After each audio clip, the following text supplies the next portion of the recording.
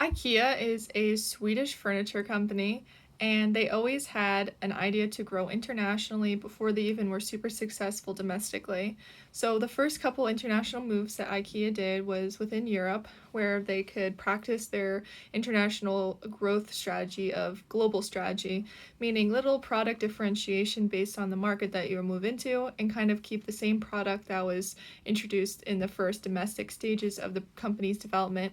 And this went fine and good in European nations, but when IKEA moved to the United States in 1985, this kind of proved to be not the strategy that they should be going for with the kind of standard products. A lot of IKEA's products did not really match with American needs and wants. For example, bed sheets didn't fit the size of American beds, and a lot of dishware like glasses and plates were not big enough for what the American family's needs were.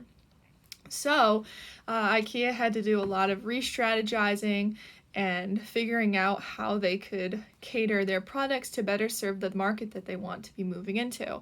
So, now moving into the early 2000s, when IKEA wanted to move into China, they adopted the new strategy called the multi domestic strategy, meaning that they strategize their international moves to what the consumers want in that marketplace.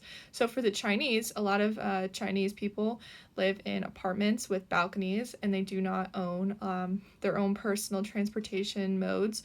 So what IKEA did when they built their stores, they first built their stores near public transportation access so that the people commuting on the buses and trains, etc., could easier move their furniture from the IKEA store to their apartment.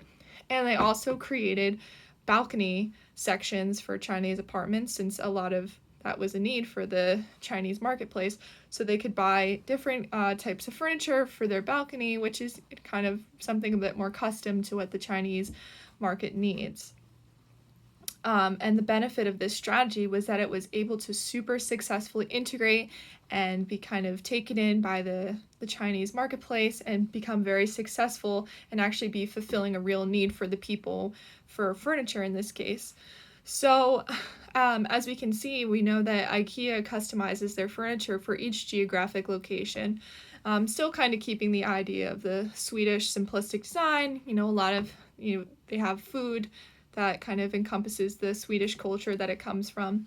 And a lot of other companies don't do this. They kind of, especially American companies, they kind of feel like one product size fits all, and that what Americans want is what you want too. However, this kind of idea is not a good idea. It kind of wastes money, wastes time, where you could be using that time and energy into finding a better product differentiation and better integration strategy internationally.